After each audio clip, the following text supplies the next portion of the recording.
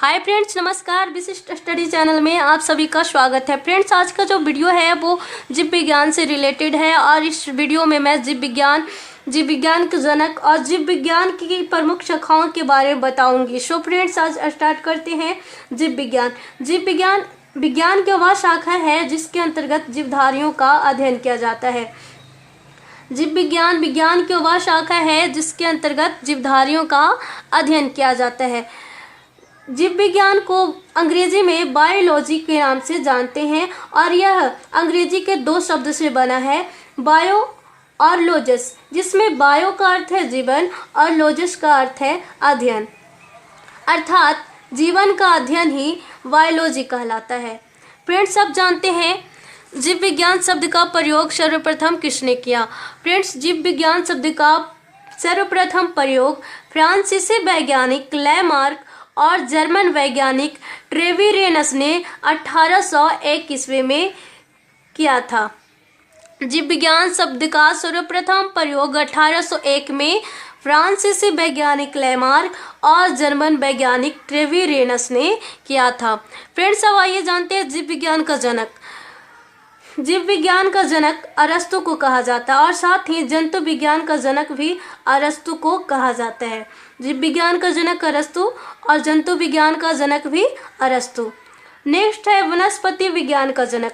वनस्पति विज्ञान का जनक थियोफ्रास्ट को कहा जाता है और चिकित्सा शास्त्र का जनक हिप्पोक्रेटिस को कहा जाता है। चिकित्सा शास्त्र का जनक हिप्पोक्रेटिस, जंतु विज्ञान का जनक अरस्तु और जीव विज्ञान का जनक भी अरस्तु, वनस्पति विज्ञान का जनक थियोफ्रास्ट को। फ्रेंड्स, आप जानते हैं जीव विज्ञान की प्रमुख शाखाएं के बारे में।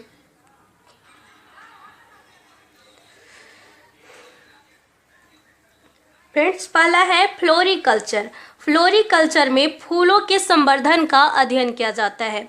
फ्लोरिकल्चर, फूलों के संवर्धन का अध्ययन। नेक्स्ट है हिमेटोलॉजी। हिमेटोलॉजी में रुधिर का अध्ययन किया जाता है। हिमेटोलॉजी, रुधिर का अध्ययन। अगला है इक्थोलॉजी। इक्थोलॉजी में मछलियों का अध्ययन किया जाता है, जबकि पीसीकल्चर में मत्स्य पालन का अध्ययन किया जाता है।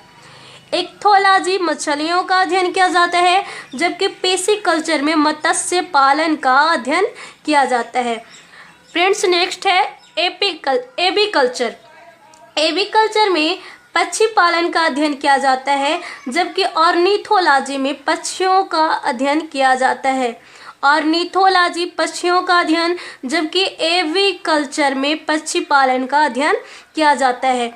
नेक्स्ट है एपीकल्चर। एपीकल्चर में मधुमक्खी पालन का अध्ययन किया जाता है। एपीकल्चर में मधुमक्खी पालन का अध्ययन किया जाता है। अगला है सेरीकल्चर। सेरीकल्चर में रेशम कीट पालन का अध्ययन किया जाता है।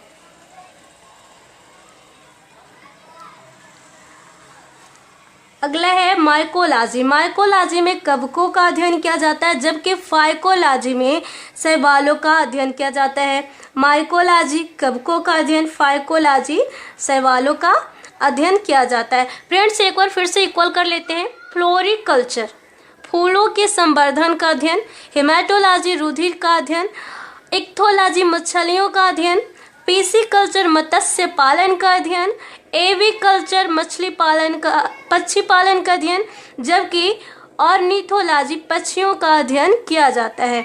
एपीकल्चर मधुमक्खी पालन का अध्ययन, सेरीकल्चर रेशम कीट पालन का अध्ययन, माइकोलॉजी कवकों का अध्ययन, जबकि फाइकोलॉजी शैवालों का अध्ययन किया जाता है।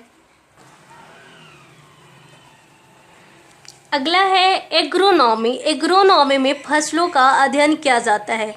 एग्रोनॉमी में फसलों का अध्ययन किया जाता है, जबकि ओलेरिकल्चर में सब्जियों का अध्ययन किया जाता है। एंथोलॉजी में पुष्पों का अध्ययन एंथोलॉजी, सब्जियों का अध्ययन ओलेरिकल्चर, जबकि फसलों का अध्ययन एग्रोनॉमी कहलाता है। नेक्स्ट है हेलीकल्चर, हेलीकल्चर में घोंघे का संवर्धन का अध्ययन किया जाता है। अगला है ओस्ट्रीकल्चर, ओस्ट्रीकल्चर में सांपों का अध्ययन किया जाता है। ओस्ट्रीकल्चर सांपों का अध्ययन। मूरीकल्चर में शहतूत की खेती का अध्ययन किया जाता है। मूरीकल्चर शहतूत की खेती का अध्ययन, ओस्ट्रीकल्चर सांपों का अध्ययन, हेलीकल्चर घोंघों का संवर्धन का अध्ययन किया जाता है। नेक्स्ट है सिट्रीकल्चर, सिट्रीकल्चर में खट्टे फलों का अध्ययन किया जाता है। सिट्रीकल्चर, वैसे भी फल खट्टा होता है तो सिट्रिक एसिड जैसे संतरा में पाया जाता है, तो सिट्रीकल्चर खट्टे फलों का अध्ययन। एरोकल्चर मृदाविहीन पादपों का अध्ययन किया जाता है। मृदाविहीन पादपों का अध्ययन को एरोकल्चर कहा जाता है। और कीटों का अध्ययन एंटोमोलॉजी कहलाता है। कीटों का अध्ययन एंटोमोलॉजी कहलाता है। नेक्स्ट है डेंड्रोलॉजी, झाड़ियों का अध्ययन डेंड्रोलॉजी कहलाता है। फ्रेंड्स, एक बार फिर से इक्वल कर लेते हैं। एग्रोनॉमी फसलों का अध्ययन, सब्जियों का अध्ययन को ओलेरीकल्चर कहा जाता है, जबकि पुष्पों का अध्ययन को एंथोलॉजी। हेलीकल्चर में घोंघा के संवर्धन का अध्ययन किया जाता है।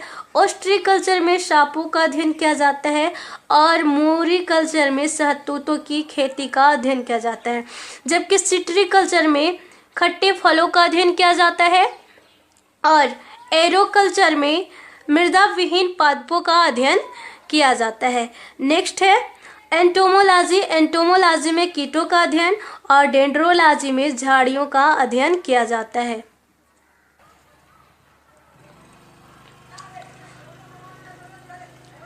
अगला है सिल्वीकल्चर, सिल्वीकल्चर में काष्ठी पेड़ों के संवर्धन का अध्ययन किया जाता है। नेक्स्ट है हार्टिकल्चर, हार्टिकल्चर में वनस्पतियों का संवर्धन के अध्ययन किया जाता है, जबकि स्पर्मोलॉजी में बीजों का अध्ययन किया जाता है। बीजों का अध्ययन स्पर्मोलॉजी कहलाता है। अगला है एग्रोअस्टोलॉजी, एग्रोअस्टोलॉजी में घासों का अध्ययन किया जाता है। घासों का अध्ययन एग्रोअस्टोलॉजी कहलाता है, जबकि बीजों का अध्ययन स्पर्मोलॉजी कहलाता है। नेक्स्ट है पोडोलॉजी, पोडोलॉजी में मिट्टी का अध्ययन किया जाता है।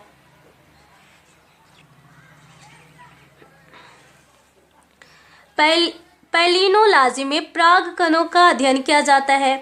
पैलिनोलॉजी पराग कणों का अध्ययन और इथोलॉजी व्यवहार का अध्ययन किया जाता है। व्यवहार का अध्ययन इथोलॉजी कहलाता है। नेक्स्ट है शारीरिकी, शारीरिकी में पौधे के आंतरिक संरचना का अध्ययन किया जाता है। अगला है फिजियोलॉजी, फिजियोलॉजी में शरीर के विभिन्न अंगों के भाग और कार्यों का अध्ययन किया जाता है। फिजियोलॉजी में शरीर के विभिन्न अंगों के भाग और कार्य का अध्ययन किया जाता है। नेक्स्ट है कैलोलॉजी, कैलोलॉजी में मनुष्य के सौंदर्य का अध्ययन किया जाता है। मनुष्य के सौंदर्य का अध्ययन कैलोलॉजी कहलाता है। और स्वप्नों का अध्ययन ऑनिरोलॉजी कहलाता है। ऑनिरोलॉजी स्वप्नों का अध्ययन।